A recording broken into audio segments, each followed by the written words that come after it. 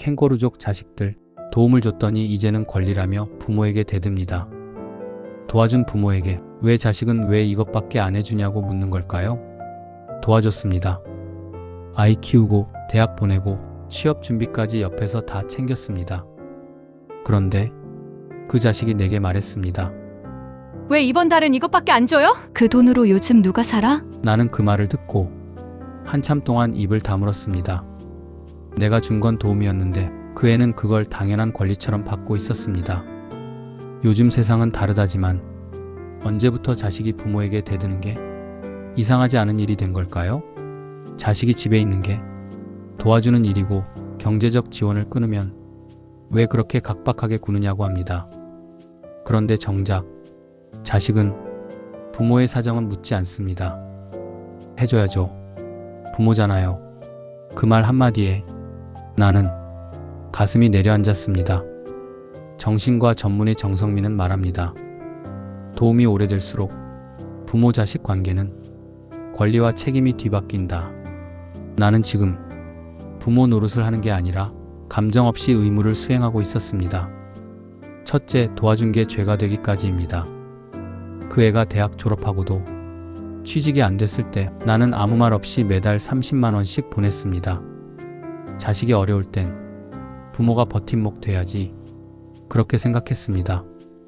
알바도 하다 그만뒀다고 했고 몸이 좀 안 좋다고 했고 요즘 애들 다 그렇다고 하길래 그냥 한 번 더, 한 달만 더 그렇게 시간이 흘렀습니다. 3년 그리고 5년 나는 여전히 돈을 보내고 있었습니다. 한 달에 30만 원, 때로는 50만 원. 월세 부족하다고, 생활비 부족하다고 나는 아무 소리 없이 보냈습니다. 그 애는 말했습니다.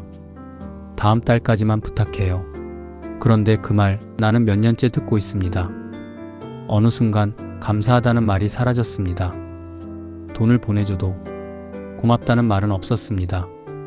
문자를 먼저 보내야 답이 왔고 전화를 하면 아빠 왜 이렇게 잔소리해? 엄마는 맨날 돈 얘기만 해. 그렇게 짜증 섞인 소리가 먼저 돌아왔습니다. 나는 도와준 건데 왜 내가 미안한 사람이 되어야 했는지 그때부터 이해가 되지 않았습니다. 도운 게 죄가 된 순간 아이가 말했습니다. 이것밖에 안 보내요? 이번엔 왜 이렇게 늦어요? 나는 속으로 외쳤습니다. 내가 너 돈 버리냐? 부모가 은행이냐? 그런데 말하지 못했습니다. 왜냐하면 이미 오래전부터 나는 내 입장을 내세울 수 없는 부모가 되어 있었기 때문입니다. 둘째, 지금 자식은 부탁이 아니라 요구를 합니다.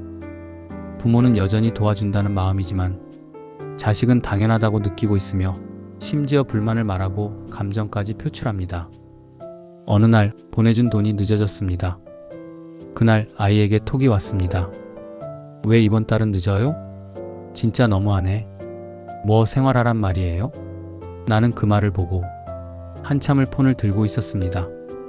분명 도와주는 입장은 나였는데 왜 내가 혼나고 있는 기분이 드는 걸까요? 말투가 달라졌습니다. 예전엔 부탁드려요, 죄송해요, 고맙습니다. 이런 말이 있었는데 요즘은 그냥 이렇습니다. 얼마까지 가능해요? 다음 주엔 꼭 부탁해요. 그 말 속에 정서도 관계도 부모에 대한 존중도 사라졌습니다. 나는 부모이고 그 애는 자식이지만 지금 우리는 거래 관계였습니다. 부모로서 마음 줬지만 자식은 그 마음을 자원으로 받아들였습니다. 나는 용돈이라 여겼지만 그 애는 생활 유지비로 고정 수입처럼 생각하고 있었습니다. 그래서 돈이 끊기면 서운함이 아니라 배신감이라는 단어를 꺼냈습니다. 그 말을 듣는 순간 나는 부모가 아니라 제공자였다는 걸 알게 됐습니다. 그리고 갈등이 폭발했습니다. 엄마 아빠는 나한테 평생 뭘 해준 게 있다고 이래요? 그 말을 들었을 때 나는 숨이 멎는 줄 알았습니다. 내가 뭘 해줬냐고? 지금껏 다 내가 받아놓고 그 말을 해? 하지만 말하지 못했습니다. 왜냐하면 그 애를 키운 게 지금 이 상황을 만든 게 나라는 사실도 알고 있었기 때문입니다. 셋째, 부모의 인생은 언제까지 자식의 그림자여야 합니까? 나는 그의 뒷모습만 보고 살았습니다. 학원비, 등록금, 식비, 월세. 뭘 줄까? 뭘 더 해줄까? 어떻게든 채워줘야 한다는 생각뿐이었습니다. 그런데 돌아보니 나는 정작 내 인생에 관심 한 번 제대로 준 적이 없었습니다. 자식은 잘하는데 나는 그대로였습니다. 그 애는 나이가 들면서 친구도 늘었고 연애도 했고 하고 싶은 것도 늘었는데 나는 여전히 얘는 아직 힘드니까 그 한 문장에 내 삶을 가둬놓고 있었습니다. 그런데 이젠 묻고 싶습니다. 내 인생은 언제 시작합니까? 자식이 내 인생을 살아주는 게 아닙니다. 자식이 잘 되면 뿌듯하죠. 부모로서 그 기쁨이 큽니다. 그런데 자식이 내 노후까지 책임져 주는 건 아닙니다. 자식은 자식이고 부모는 결국 자신 인생을 책임져야 합니다. 그런데 지금 나는 내 감정도 돈도 삶의 계획도 그 애에게 걸고 있었습니다. 정신과 전문의 이재성은 말합니다. 부모와 자식 사이가 뒤집히는 순간 가장 먼저 무너지는 건 부모의 자존감이다. 나는 이제 그 자존감을 다시 찾으려고 합니다. 그 애를 위해 살았던 삶, 지금은 나를 위해 천천히 조심스럽게 내려놓기 시작하려고 합니다. 넷째, 이제는 멈춥니다. 나는 더 이상 부모니까라는 말에 내 인생을 포기하지 않기로 했습니다. 도와줄 만큼 도왔고 해줄 만큼 해줬고 더 이상 나 자신을 지우면서까지 부모 역할을 이어가지 않기로 했습니다. 지금부터는 도움이 아니라 선택입니다. 내 여유가 있을 때, 내가 하고 싶을 때, 그때 도와주는 겁니다. 그 이상은 없습니다. 나는 이제 자식의 삶에 끌려가지 않고 내 삶의 중심을 지키기로 했습니다. 집안에서 말없이 웃고만 있는 부모가 아니라 내 감정을 말하고 내 시간과 돈을 지킬 수 있는 사람으로 살아가려고 합니다. 자식이 뭐라 해도 괜찮습니다.